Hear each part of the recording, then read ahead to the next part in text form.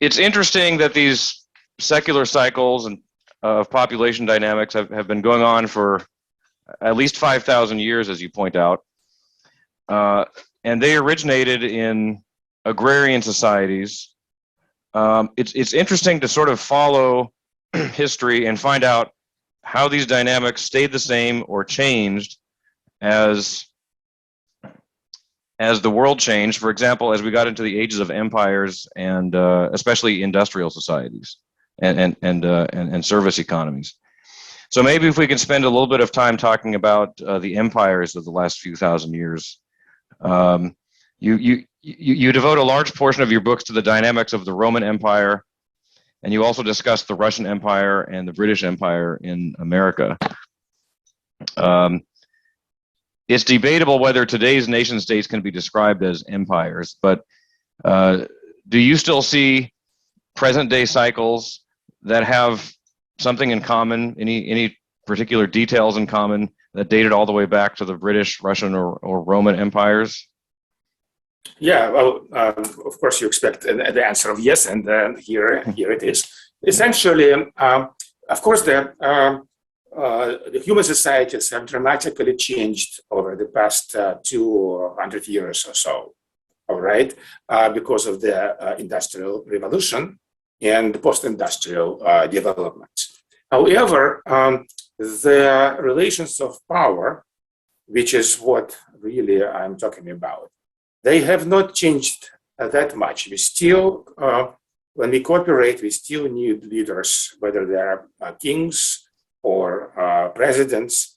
We still have elites, a small proportion of the population that gathers a lot of power in their hands. The sources of social power are the same four as have been present over the past 5,000 years. So economic, administrative, military, and ideological, all right? And so the model that we have developed for pre-industrial societies needed some not so major surgery to work with our society. So that's, I have actually published this model, which traces the different forces for instability, immiseration, literal production, state weakness, and so on and so forth. All right, we can actually translate this theory into a mathematical model. And in fact, you can even start using this model to investigate what kinds of interventions one might do to achieve some better outcomes. Right. So, in answer to your question, of course, the world has changed, but by adjusting our theories to take these changes into account, we can update, not update. We can come up with the equivalent theories for modern societies. And also, what's important is that there was a great variety, and there is a great variety in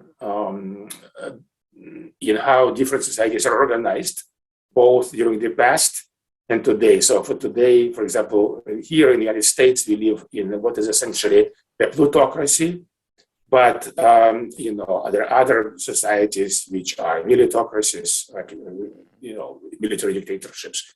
And there are other societies where ideologists rule, and there are societies where administrative elites rule, which is the most common, by the way, type. So the theory, when you view the model for the United States, it has to be very different from a model for Austria, for example, because Austria is governed in a very different way. Power elites are differently defined, differently recruited, and so on and so forth. And so this difference sometimes could be as great as the difference between the United States today and the United States 200 years ago, in the pre-industrial.